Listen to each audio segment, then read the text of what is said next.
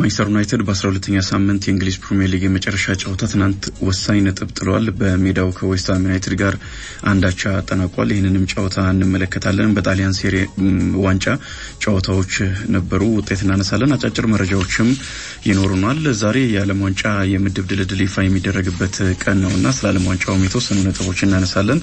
እንደተለመደ አድማጮቻችንን ማስተያየቶቻችሁን፣ ጥያቄዎቻችሁን ልትልኩልን ትችላላችሁ። በቻልነው መጠን እየመለስን አብረን ቆይታ እናደርጋለን። ማንቸስተር ዩናይትድ ትናንትና በእንግሊዝ ፕሪሚየር ሊግ 14ኛ ሳምንት የመጨረሻ ጨዋታ በሜዳው ዌስት ሃም ዩናይትድን አስተናግዶ አንዳቻ በሆነ ውጤት አጠናቋል። ለዩናይትድ ደጋፊዎች ያልተጠበቀ ውጤት ነው። በሜዳው ነው የተጫወተው። በዛ ላይ ደግሞ ወራጅ ቀጠና ውስጥ ካለ ክለብ ጋር ነው የተጫወተውና ደጋፊዎች አሸንፈው ወደ 5ኛ ደረጃ ከፍ እንደሚል ሲጠብቁ ነበርና ይሄ የሚያስደስት ውጤት አይደለም። በእርግጥ አቻም መሸነፍም እንደ ማንቸስተር ዩናይትድ ላለ ትልቅ ክለብ የሚያስደስት አይደለም። ግን አሁን ክለቡ ካለበት ሁኔታ አንፃር አንዳንድ ጊዜ ጨዋታዎችን ባቻ ውጤት ቢያጠናቅቅም ክለቡ ደጋፊዎች ይቀበላሉ። ገና እየተሰራ ያለ ቡድን ነው በሚል ማለት ነው። እንደ ትናንት ምሽት ያለን ጨዋታ ግን የግድ ማሸነፍ ነበረበት ብዬ ነው የማስበው። ትናንት ጨዋታውን ቢያሸንፍ ወደ 5ኛ ደረጃ ከፍ ይላል። ከአንድ ሳምንት በፊት በዋንጫ ፉክክር ውስጥ አለ ሲባል ከነበረው ከቼልሲ ጋር በነጥብ ይስተካከላል። 24 ነጥቦች ላይ ይደርሳል። የጎል ክፍያ ልዩነት ነው የሚኖረው። ያንን በአንድ በሁለት ጨዋታዎች ሊያጠብ የሚችለው አይደለም ዩናይትድ አንድ የግብ ክፍያ ብቻ ስላለው ማለት ነው። ቼልሲ የተሻለ ጎል የሚያስቆጥር መከላከሉ ላይም የተሻለ ስለሆነ ማለት ነው። ይህንን በጣም ወርቃማ የሚባል እድል ነው ዩናይትድ ያባከነው። በ58ኛው ደቂቃ ዲያጎ ዳሎ ጎል አስቆጥሮ መሪ መሆን ችሎ ነበረ። የኦልድ ትራፎርድ ደጋፊዎችንም ከፍ ወዳለ ደስታ ነበር ያሸጋገረው። የመጀመሪያው አጋማሽ ላይ ባጠበቁት ልክ አይደለም የጀመሩት የመጀመሪያ 20-25 ደቂቃዎችን። ከዛ በኋላ ወደ ጨዋታ መምጣት ችሏል። ሁለተኛው አጋማሽ የጀመረበት መንገድ ግን ይሻል ነበረ። ግን ደግሞ ዌስት ሃም ዩናይትድ በማጋሳ 83ኛው ደቂቃ ላይ አስቆጥሮ በመጨረሻ 10 ደቂቃዎች ጎል አስቆጥሮ ጨዋታው ባቻ ውጤት ተጠናቋልና ዩናይትድ ወደ 5ኛ ደረጃ ከፍ የሚያደርገውን ብቻ ሳይሆን ለቀጣይ ጨዋታዎች መሰረት የሚሆነውንም ጨዋታ ነው ትናንት ማሸነፍ ያልቻለው። ከጨዋታው በኋላ አሰልጣኙ የሰጡትን ማስተያየት ለዚህ በደንብ ማሳያ ይሆናል፣ እንመለከተዋለን። ወራጅ ቀጠና ያለን ቡድን በሜዳ አስተናግዶ 5ኛ መሆን የሚያስችል እድልም እያለው አንድ ቡድን ያንን አሳልፎ መስጠት ጥሩ ምልክት አይመስለኝም ለኔ። በሜዳ ወራጅ ቀጠና በዛ ላይ ደግሞ ካሸነፈው ወደ 5ኛ ደረጃ ከፍ ይላል። ይሄንን ቦታ ደግሞ የዩናይትድ ደጋፊዎች ክለቡም በእቅድ ደረጃ በሚቀጥለው ዓመት ወደ አውሮፓ መድረክ መመለስ ስለሆነ ያለፈው ውድድር ዓመት ከሁሉም የአውሮፓ ውድድሮች ውጪ ሆኖ ስላጠናቀቀ እንደ ማንቸስተር ዩናይትድ ያለ ግዙፍ ክለብ የግድ ወደ አውሮፓ መድረክ ቢቻል ወደ አውሮፓ ቻምፒየንስ ሊግ መመለስ ይኖርበታል። 5ኛ ደረጃ ደግሞ ያ ቦታ ማለት ነው ወደ ቻምፒየንስ ሊግ እንዲመለስ የሚያደርገው ቦታ ነው። ጊዜው ገና ቢሆንም ግን አሁን ወደ 5ኛ ደረጃ መምጣት ቀጣይ ጨዋታዎች ላይ በዛ ደረጃ ለመርጋት የሚደረግ ጨዋታ ስለሚሆን ለማንቸስተር ተጫዋቾችም በስነ ልቦና ከፍ ያለ ጠቀሜታ ይኖረዋል። ሁለት ተከታታይ ከዚህ በኋላ የሚደረጉ ጨዋታዎችንም በአንጻራዊነት ለማንቸስተር ዩናይትድ የማሸነፍ ግምት የምንሰጣቸው ስለሆኑ እስከ 16ኛ ሳምንት ድረስ ይሄንን ቦታ ማደላደል ይችል ነበረ ማንቸስተር ዩናይትድ። ያንን ድል ነው ያባከነውና መሰረታዊ ጥያቄ አሁንም የሚያስነሳ ይመስለኛል። አሰልጣኙም ላይ ተጫዋቾች ላይም ጥያቄዎች ይቀጥላሉ። ያልተጠበቁ ጨዋታዎችን ያሸንፋል ዩናይትድ። ያለፈው ሳምንት 13ኛው ሳምንት ላይ ወደ ለንደን ተጉዞ ከጠንካራው ክሪስታል ፓላስ ጋር ተጫውቶ ነው ከመመራት ተነስቶ 2-1 ያሸነፈው። ይሄ በጣም የሚያስደንቅ ነው። ሊቨርፑልን ያሸነፈበት ጨዋታ ቼልሲን አሸንፏል። በዚህ ውድድር ዓመት እንደዚህ ያልተጠበቁ ውጤቶችን ያስመዘግባል። ግን ደግሞ ተከታታይ ድሎችን ወጥ በሆነ አቋም መዝለቅ የሚያስፈልገው ቡድን ነው።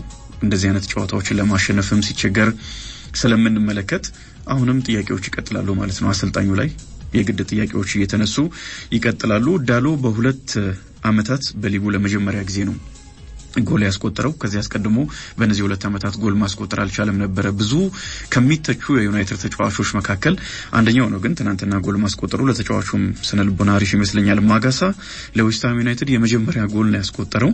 በጣም የሚገርመው ነገር ማንቸስተር ዩናይትድ በዚህ ውድድር ዓመት ብዙም የማይነገረው አብዛኛው ለአርሰናል ክሬዲትም የሚሰጡት ካሉ በጥሩ መንገድ የሚያነሱትም ካሉ ለአርሰናል ደግሞ በጣም አሰልቺ ሆኗል በሚልም ቢተቹትም አርሰናልን ነበር የሚተቹት። ከቆመ ኳስ ጋር በተያያዘ በጣም አሪፍ ቡድን ነው አርሰናል። በቆመ ኳስ ጎሎችን ያስቆጥራል። ከቆመ ኳስ መከላከል ላይም በጣም አሪፍ ስለሆነ የቆሙ ኳሶች ቡድን ሆኗል። የሴት ፒስ ቡድን ነው ያሉ የሚያሙት አሉ በአንድ በኩል የሚተቹት አሉ ትልቅ ቡድን ነው በዚህ መልኩ መጫወት የለበትም የሚሉ አሉ የአርሰናል ደጋፊዎችን ጨምሮ አሰልጣኙ አንዳንድ ጊዜ እንደውም ከቆሙ ኳሶች አርሰናል ጎል ሳያስቆጥር ሲወጣ አሰልጣኙም እየወጣ ዛሬ ከቆመ ኳስ ጎል ባለማስቆጠራችን ተበሳጭቻለሁ ይላል እነዛ ይመልሳልና የአርሰናል ደጋፊዎች በጣም እየተደሰቱበት ነው ጎል ከማዘን ምት ሲያስቆጥርም ይጨፍራሉ እና ይሄ 2-2 ተከፍሏል ደጋፊዎችን የማንቸስተር ዩናይትድ ግን ብዙ አይነሳም ከአርሰናል እኩል 10 ጎሎችን አስቆጥሯል ከቆሙ ኳሶች ምናልባት ዩናይትድ ካስቆጠራቸው ጎሎች አንፃር ከተመለከት ነው የመቶኛው እንደውም የማንቸስተር ዩናይትድ ከፍ ይላል ካስቆጠራቸው ጎሎች ከቆሙ ኳሶች ያስቆጠረውን ብቻ ከወሰድን ከ40% በላይ ነው ያስቆጠረው አርሰናል እስከ 35% ነው ከቆመ ኳስ ያስቆጠረው እና ማንቸስተር ዩናይትድ በቆመ ኳስ በጣም ጠንካራ ነው ትናንትና ግን በቆመ ኳስ መጥፎ ቡድን ከሆነ መከላከል ላይ መጥፎ ከሆነ ቡድን ጋር ነው የተጫወተው ማስቆጠር አልቻለም በአንጻሩ ደግሞ ከማዘን ምት ጎል ተቆጥሮበታል ይሄም ትንሽ ደጋፊዎችን የሚያበሳጭ ይመስለኛል አሰልጣኙ ያሉን ጊዜያቶች በተለይም ደግሞ በየሳምንቱ ነው ማንቸስተር ዩናይትድ የሚጫወተው በአውሮፓ መድረክም በሀገር ውስጥ ውድድሮች ኤፍኤ ካፕ እስኪጀምር ድረስ ምንም አይነት ጨዋታ ስለሌለው ብዙ ቀናት አሉት ለዝግጅት በዚህም ምክንያት የሌሎችንም ቡድኖች እየተመለከትን እየተዘጋጀን ቆይተናል የቆመ ኳስ ላይ ብለዋልና ውጤታማ ሆኗል ማንቸስተር ዩናይትድ ትናንትና ግን በሚገርም ሁኔታ ጎልም ተቆጥሮበታል ከቆመ ኳስ ማስቆጠርም አልቻለም ደካማው ቡድን ላይ ነው ይሄንን ያደረገው ሩበን አሞሪም ከጨዋታው በኋላ አጠቃላይ ጨዋታውን መቆጣጠር አልቻልንም ቁጥጥር አተናል ብለዋል በኤቨርተን ዩናይትድ ከተሸነፈ በኋላም ዩናይትድ መገኘት ባለበት ቦታ ላይ አይደለም የሚል አስተያየት ሰጥተው ነበር ከዛ በኋላ ክሪስታል ፓላስን አሸንፏል ቡድኑ ጥሩ መነቃቃት ላይም ነበር ግን እንደዚህ ደግሞ ያልተጠበቀም ሽንፈት የሚያስተናግድባቸው ጨዋታዎች አሉና በዚህ ምክንያት እንዳሉት ነው ብዬ ነው ማስበው አሰልጣኙ ከጨዋታው አስቀድመው እንደተናገሩት የሚጠበቅበት ቡድን ላይ አይደለም እሳቸው ይሄንን ክለብ ወደሚጠበቅበት ቦታ ማድረስ የሚገባቸው ዋነኛ ሰው ናቸውና ለዚህ ኃላፊነት ይወስዳሉ ማለት ነው ማንቸስተር ዩናይትድ 65% የኳስ ቁጥጥር ብልጫ ነበረው 1.56 ኤክስጂ ማስመዝግቧል ዌስትሃም ዩናይትድ 0.77 ነው በብዙ ነገሮች ዩናይትድ የበለጠ ነበር 17 ሙከራዎችን አድርጓል አራቱ ኢላማቸውን የጠበቁ ነበሩ 11 ሙከራዎችን ያደረገው ዌስትሃም ዩናይትድ 3ቱ ኢላማቸውን የጠበቁ ናቸው 43 ጊዜ በዌስትሃም ዩናይትድ ሳጥን ውስጥ ኳስ ነክተዋል የማንቸስተር ዩናይትድ ደጋፊዎች ምን ያህል ወደ ዌስትሃም ዩናይትድ የግብ ክልል እንደቀረቡ የሚያሳይ ነው ብሩኖ ፈርናንዴሽን ጨምሮ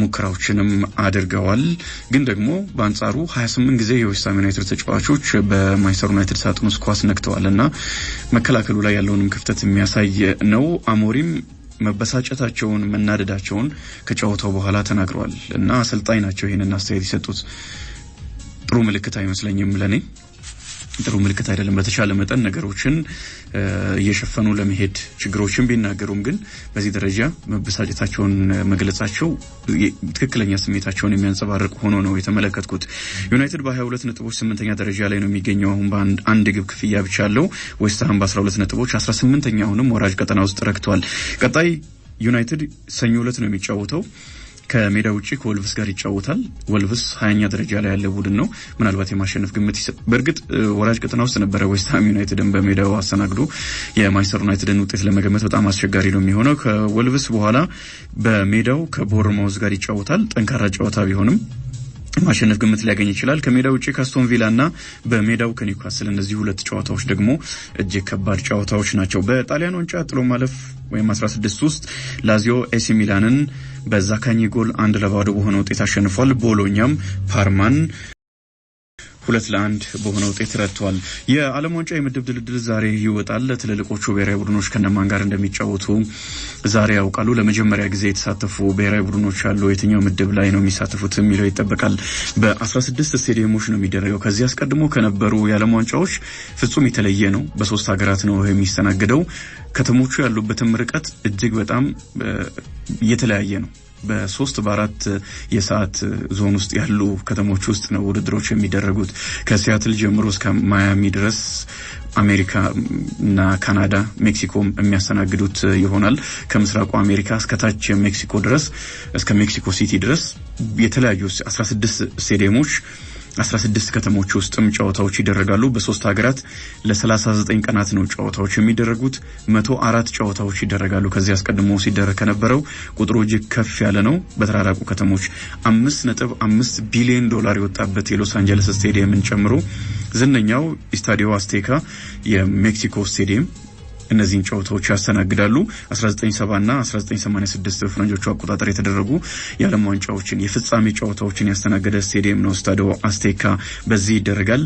እነማን ይገናኛሉ የሚለው የሚጠበቅ ይሆናል። ላሚን ያማል የህዳር ወር የላሊጋ ምርጥ ተጫዋች ተብሎ ተመርጧል። በዚህ ወር 4 ጨዋታዎችን አድርጎ 3 ጎሎችን አስቆጥሮ 3 ጎል የሆኑ ኳሶችን አመቻችቶ አቀብሏል። ባርሴሎናንም ወደ መሪነት መልሷል። በዚህ ሳምንት አሸንፏል ሪያል ማድሪድ። ግን ከዛ አስቀድሞ በነበሩ ጨዋታዎች ያቻ ውጤቶችን አስመዝግቦ ስለነበረ ባይሸነፍም በባርሴሎና ተቀድሟል። አምናም ሪያል ማድሪድ የመራበት ጊዜ ነበረ ላሊጋውን ከመመራት ተነስቶ ነው ባርሴሎና አንድ ጊዜ መሪነቱን ከያዘ በኋላ እስከ መጨረሻ አስጠብቆ ሁሉንም የሀገር ውስጥ የስፔን ዋንጫዎችን አሸንፏል የላሊጋውን ጨምሮና ሪያል ማድሪድ ዘንድሮ ወደ ዋንጫ መመለስ ካለበት አሁን ባርሴሎናን ሊለቀው አይገባም። ግን ባርሴሎና በላሚን ያማል እየታገዘ አስደናቂ ያውም ተጫዋቾች እየተጎዱ ዋነኞቹ ፔድሪ ራፊኛን የመሳሰሉ ተጫዋቾች በጉዳት ከስብስቡ እየወጡ እየተመለሱ ነው። ሙሉ በተከታታይ ሳምንታት ሙሉ ተጫዋቾችን ማግኘት አልቻለምና ባርሴሎና ተመልሷል። ማቲያስ ዴሊክትም የማንቸስተር ዩናይትድ የወሩ ምርጥ ተጫዋች ተብሎ ተመርጧል። የህዳር ወር ብሩኖ ፈርናንዴሽና አማድ ዲያሎን በልጦ ነው የተመረጠው። ደጋፊዎች ናቸው የሚመርጡትና ደጋፊዎች ስለመረጡኝ ደስተኛ ነኝ ብሏል። ለመጀመሪያ ጊዜ ነው በማንቸስተር ዩናይትድ የተመረጠው የወሩ ምርጥ ተብሎ። ወደ ዩናይትድ ካመራ በኋላ በደጋፊዎች በጣም ከሚወደዱ ምናልባት የቀድሞውን ተከላካያቸውን ቪዲችን ከሚያስታውሳቸው አንዳንድ የማንቸስተር ዩናይትድ ደጋፊዎች ይህንን ሲሉ ሰምቻለሁ። ቪዲችን የሚያስታውሰን አይነት ታጋይ ተጫዋች ነው ሲሉ በጥራት ደረጃ ሁለቱን እኩል እያደረጉ ሳይሆን በጠባያቸው ግን ይህም ታጋይ ነው። በቃ ራሱን ሰጥቶ ነው የሚከላከለውና ቪዲችም እንደዚህ አይነት ተጫዋች ስለሆነ ከዚህ ዝነኛ ተከላካይ ጋር ማነጻጸራቸው ምን ያህል እንደሚወዱት የሚያሳይ ነውና በዚህም ወር የክለባችን ምርጡ ተጫዋች ብለው መርጠውታል። እንደ ቡድን እየተሻሻልን ነው ብሎ አስተያየት ሰጥቷል። ይሄን አስተያየት የሰጠው ከትናንትና ከዌስትሃም ዩናይትድ ጨዋታ በፊት ነው። መሻሻሎች አሉን ዘንድሮ እንደ ቡድን ተሻሽለናል ብሏል። ያው ካምና የተሻለ ነው ግን ዩናይትድ አሁንም በሚገባው ልክ የተሻሻለ አይመስለኝም። በጣሊያንም የወሩ ምርጥ እጩዎች ይፋ ተደርገዋል። ከኤሲ ሚላን ሜኞ በዚህ ውድድር ዓመት ለዋንጫ ትክክለኛ ተፎካካሪ ሆኖ መጥቷል። ኤሲ ሚላን የሜኞ አስተዋጽኦ በጣም ከፍተኛ ነው። በደርቢ ዴላ ማዶኒና ከኢንተር ሚላን ጋር በነበረ ጨዋታ እንኳን በዚህ ወር በህዳር ወር በጣም የሚገርም አቋሙን አሳይቷል። ላውታሮ ማርቲኔዝ ከኢንተር ሚላን፣ ኔሬስ ከናፖሊ ወደ ኔፕልስ ካመራ በኋላ ኔሬስም ቀድሞ በአያክስ አምስተርዳም ተመልክተነው የነበረውን ጥሩ የሚባለውን አቋሙን አሁን እያየን ነው። ኦስቲጋርድ ከጄኖዋ፣ ቫርዲ ከክሪሞኔሴና ዛኒዮሎ ከኡዲኒዜ ተካተዋል። ቫርዲ በዚህ ሳምንት 2 ጎሎችን አስቆጥሯል። ለክሪሞኔሴ የተጫወተ ይገኛል። መጀመሪያ ሲያስፈርሙት በሜዳ ውስጥ ከሚሰጠን ግልጋሎት ባሻገር በዓለም አቀፍ ደረጃ ስማችንም እንዲጠራ ከፍ ብሎ እንዲጠራ የማድረግ የሚያስችል አቅም አለው ሲሉ ነበርና ምናልባት ያንን ድል የሰጣቸው ይመስላል። ጨዋታዎችንም እንዲያሸንፉ እያደረገ ይገኛል። የእንግሊዝ ፕሪሚየር ሊግ 15ኛ ሳምንት ነገ 9:30 አስቶን ቪላ አርሰናልን በሚያስተናግድበት ጨዋታ ነው የሚጀምረው። አስቶን ቪላ በዚህ የውድድር ዓመት አጀማመሩ እጅግ የሚያስደንቅ አሁን ያለበትን ደረጃ ተመልክተን አጀማመሩን ከተመለከትን አጠቃላይ የውድድር ዓመቱ የሚገርም ነው። ምክንያቱም የመጀመሪያ 4-5 ጨዋታዎች ላይ እጅግ ተቸግሮ ነበር። እንደውም ኡናይ ኤምሪ አስቀድሞ በነበሩ 2 ዓመታት የነበራቸው ያ የሚገርም ውጤት ተረስቶ ጫና ውስጥ ይገባሉ ሁሉ ሲባል ነበር። ግን በተከታታይ ጨዋታዎች እያሸነፈ አስቶን ቪላ አሁን በ27 ነጥቦች ከአርሰናል ከመሪው የ6 ነጥቦች ልዩነት ብቻ ሆኖ 3ኛ ደረጃ ላይ መጥቷልና የሚያስገርም ውጤት ላይ ነው። በዛ ላይ ደግሞ ያለፉት አመታት በቪላ ፓርክ አርሰናል ተቸግሯል፣ ተሸንፏል። ጨዋታዎችንም ተከታታይ ጨዋታዎችንም አሸንፎ ስለመጣ ሊያስቸግረው ይችላል አርሰናልን ይጫወታ። ግን ደግሞ ዴክላን ራይስ ባለፈው 2-0 አርሰናል ካሸነፈበት ጨዋታ በኋላ መጠነኛ ጉዳት ነው ከተባለበት አገግሞ ለዚህ ጨዋታ እንደሚደርስ ማረጋገጡ ራሱ ተጫዋቹ ለስካይ ስፖርት መናገሩ ለአርሰናል ደጋፊዎች ጥሩ ዜና ይመስለኛል። ምናልባት ተጨማሪ ተጫዋቾችም ከጉዳት ሊመለሱ ይችላሉ። ግን ተከላካዮቹ ዊሊያም ሳሊባና ጋብሪኤል ማጋላይሽ የሚመለሱበት እድል ጠባብ ነው። በተለይ ዊሊያም ሳሊባ ነው ምናልባት እድል ካለ እንኳን ዛሬ ግን ጋዜጣዊ መግለጫ ላይ ሚኬል አርቴታ ሁሉንም ነገር እንደሚያጠራ ይጠበቃል። አርሰናል በ33 ነጥቦች እየመራ ይገኛል። ሁለተኛ ደረጃ ላይ ከሚገኘው ከማንቸስተር ሲቲ ጋር የ5 ነጥቦች ልዩነት ነው ያለው። ማንቸስተር ሲቲ 28 ነጥብ ነው ያለው። አስቶን ቪላ ከማንቸስተር ሲቲ የ1 ነጥብ ልዩነት ብቻ ፈጥሯልና ነገ 9 ሰዓት ከ30 ጀምሮ የሚደረግ ጨዋታ ነው። በፍጥነት የመጣ ጨዋታ ነው በሚል አርቴታ ተችቷል። ይሄንን ጨዋታ ቅዳሜ የምሳ ሰዓት የመጀመሪያ ጨዋታ ማድረግ አልነበረብንም ሮብ ለተጫውተን ብሎ ተችቷል። ግን ያው የግድ መጫወት ማሸነፍ ይኖርበታል። ይሄንን ጨዋታ ማሸነፍ 12 ሰዓት ጀምሮ ማንቸስተር ሲቲ ሰንደርላንድን ስለሚያስተናግድ ትልቅም ጨዋታ ስለሆነ ሁለት ያለፉት ሳምንታት ላይ እንደዚህ አይነት ጫና የነበረው አርሰናል ላይ ነበረ። ቀድሞ ማንቸስተር ሲቲ ይጫወትና አሸንፎ ነጥቡን ያጠባል። አርሰናል ደግሞ የግድ የማሸነፍ ግዴታ ውስጥ ይገባል። በዚህ ሳምንት እንደ ጥሩ ካየነው ለአርሰናል ነው ይሄ እድል ያለው። አስቶን ቪላን ካሸነፈ የነጥብ ልዩነቱ አስቀድሞ ወደ ነበረበት ወደ 8 ከፍ ይላል። ከቼልሲ ጋር ከመጫወቱ አስቀድሞ ወደ ነበረው ከፍ ይላል። ማንቸስተር ሲቲ ደግሞ ከሰንደርላንድ ጋር የግድ ማሸነፍ ያለበትን ጨዋታ ያደርጋል።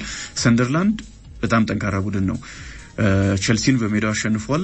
ሊቨርፑልና አርሰናልን ደግሞ ነጥብ ያስጣለ ቡድን ነው። ጠንካራ ክለብ ነውና በ23 ነጥቦች 6ኛ ደረጃ ላይ ስላለ ለማንቸስተር ሲቲ ሊከብደው ይችላል። በተመሳሳይ 12 ሰዓት ቦርንማውዝ ከቼልሲ ጋር ይጫወታል።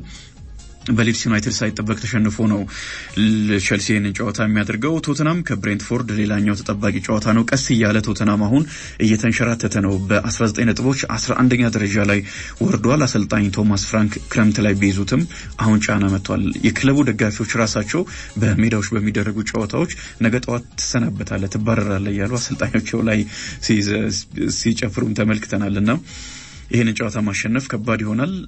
ከሌላ የለንደን ሽንፈት መልስ ነው ብሬንትፎርድ የሚጫወተው። 12 ሰዓት ኤቨርተን ከፎረስትና ኒውካስል ከበርንሌይ የሚጫወታሉ። 2 ሰዓት ከ30 ሊድስ ዩናይትድ ከሊቨርፑል ሌላኛው ተጠባቂ ጨዋታ ነው። እሁድ 11 ሰዓት ብራይተን ከዌስትሃም፣ 1 ሰዓት ከ30 ደግሞ ፉልሃም ከፓላስ ጋር ይጫወታል። ማንቸስተር ዩናይትድ ሰኞ ነው የሚጫወተው።